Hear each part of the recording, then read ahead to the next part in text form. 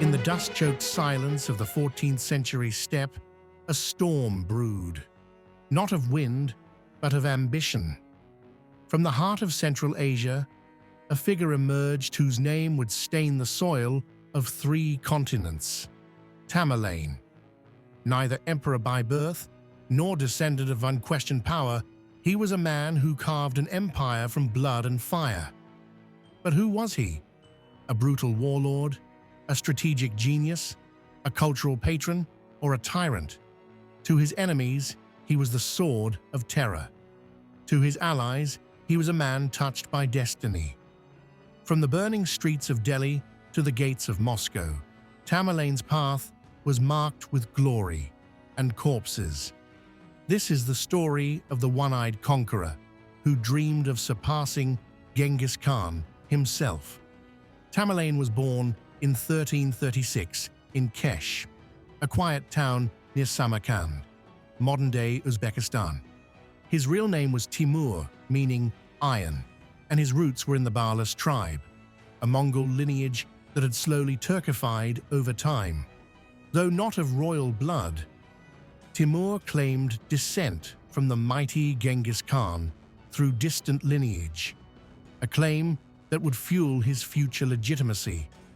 As a youth, Timur learned the brutal realities of tribal politics, where shifting allegiances and sudden betrayal were daily rituals. He suffered wounds in battle early in life, including an arrow to the leg and another to the hand, leaving him with a limp and 2 fingers fused. These injuries earned him the nickname Timur the Lame, or Tamerlane, as he came to be known in the West. He was no idle warlord. With a mix of charisma, ruthlessness, and strategic marriages, Timur built alliances among the fractured tribes of Transoxiana. His rise to power wasn't swift. It was methodical, calculated, and drenched in manipulation. He didn't inherit an empire. He assembled it piece by volatile piece. By 1370, after crushing rival warlords and seizing Samarkand, Timur declared himself the supreme ruler. Yet he would always act under the banner of the Chagatai Khanate, preserving a shadow of Mongol legitimacy. This political theater allowed him to expand without provoking the full wrath of other Mongol heirs. He was ready, and the world would soon tremble. Tamerlane's campaigns were not wars, they were orchestrated destructions. Like a conductor of chaos, he marched from Persia to India, from the Caucasus to Anatolia, turning cities into graveyards and empires into ashes. In 1387, he captured Isfahan. When a revolt broke out days later, he retaliated with nightmarish cruelty. 70,000 civilians were executed. Their skulls were piled into pyramids, a signature of his psychological warfare. Timur understood terror. He wielded it not just as punishment, but as propaganda. Tales of his wrath spread faster than his armies, often forcing cities to surrender without a fight. This strategy saved time troops, and it worked. His army, a fearsome blend of Mongol horse archers, siege engineers, and mercenaries, was one of the most disciplined in the world. Every campaign was planned with precision: supply routes, terrain analysis, troop rotation. Tamerlane didn't just charge in. He dissected his enemies before delivering the fatal blow. In 1398, he turned his gaze to the rich Sultanate of Delhi. India was fractured, its rulers decadent. Timur saw an opportunity. His forces crossed the Indus and clashed with the Sultan's war elephants. Unfazed, Tamerlane chained torches to camels and set them loose to panic the beasts. Delhi fell, and what followed was hell, fire, massacre, looting. The city, once a jewel, was left a charred carcass. Then came the Middle East: Baghdad, Damascus, Aleppo. Names etched in history, reduced to rubble. In Baghdad alone, 90,000 people were slaughtered. Yet Tamerlane spared scholars, artists, and architects, the seeds of his cultural renaissance. He saw no contradiction in brutality and beauty. He believed destruction purified the old so the new could be born. He wasn't a mindless killer. He was a man with a vision of empire, of order, of legacy. Though his campaigns left cities in ruins, his capital, Samarkand, blossomed. Timur poured vast wealth into turning it into a beacon of Islamic art and architecture. He brought captive artisans from every conquest, Persian poets, Indian architects, Syrian engineers, and ordered them to build. The result? Blue-tiled mosques that scraped the sky, sprawling gardens, grand palaces and observatories. Samarkand became the Florence of Central Asia, not just a capital, but a symbol of order, rising from chaos. Timur didn't just want to rule, he wanted to be remembered. He commissioned chronicles of his victories, epic poems, grand mausoleums. His personality cult was crafted in marble and ink. Despite his illiteracy, he surrounded himself with scholars and theologians. He patronized science and Sufism, supported the Islamic arts, and ordered the compilation of genealogies linking himself more directly to Genghis Khan. His court was a paradox, a place of refinement built by the spoils of horror. In 1405, Tamerlane prepared for one final campaign, the conquest of Ming China. He was nearly 70 years old, but ambition still burned in his veins. He gathered a colossal army, aiming to replicate the conquests of Genghis Khan in reverse, from west to east. But the bitter winter near Otrar stalled his plans. As his men shivered and horses froze, the Iron Man of Samarkand fell ill. Timur died before he could reach Chinese soil.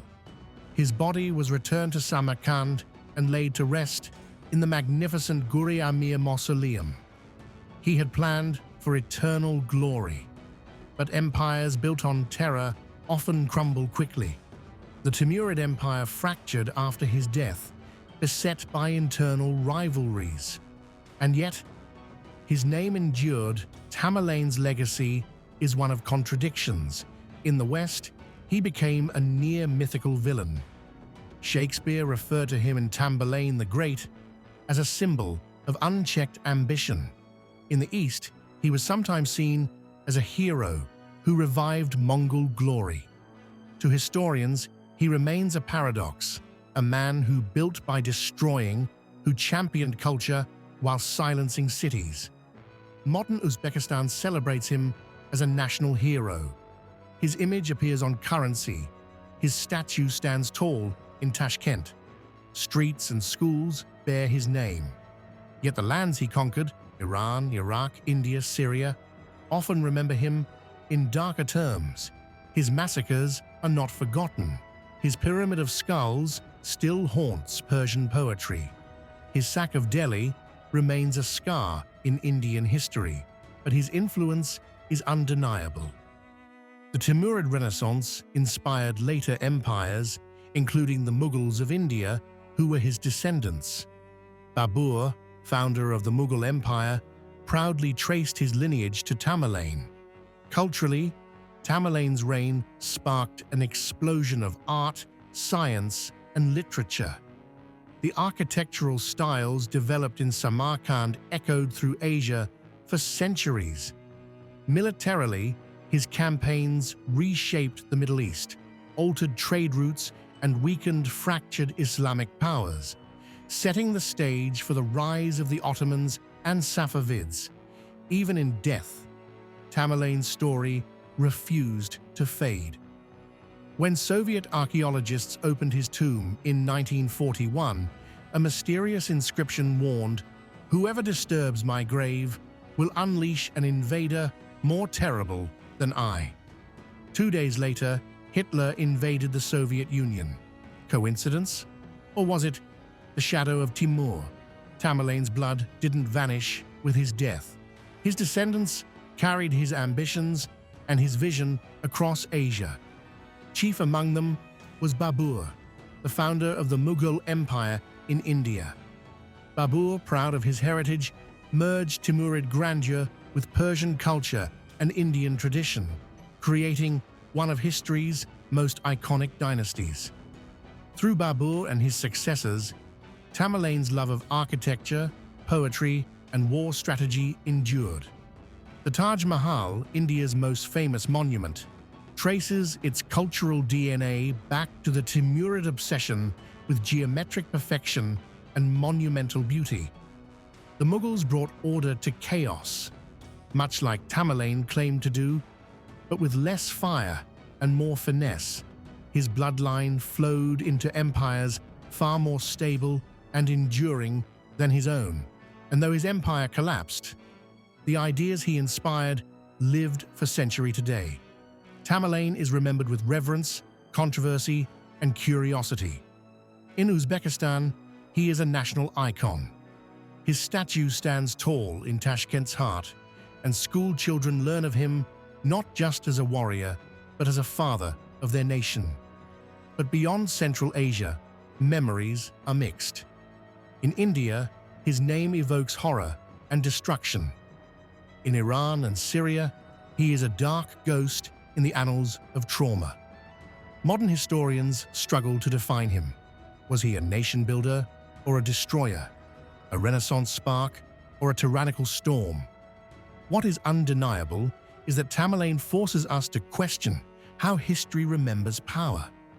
He left no great book, no philosophical treatise, only cities, bones, and blue tiles. Yet we still speak his name. Timur's story is more than conquest. It's about ambition without limits. The world he shaped is gone. But the questions he raised still remain. He came from the steppes, with no empire, no dynasty, no divine right. And yet he bent history to his will. Tamerlane wasn't just a conqueror, he was a force of nature. A man who broke kingdoms, then built temples on their ruins. He ruled with fire in one hand and marble in the other. Some call him a butcher, others call him a genius. But one thing is certain, he left the world changed. And long after his bones turned to dust beneath Samarkand's blue domes, the legend of Tamerlane marches on. He defied the logic of power, turning tribal alliances into world-shaking campaigns. Where others sought peace, he sought permanence. Where others feared memory, he demanded immortality. His name is etched into both fear and admiration, a contradiction as enduring as time. History doesn't deal in absolutes. It remembers in fragments broken by bias, perspective, and time. And Tamerlane's story is one of the most fragmented of all.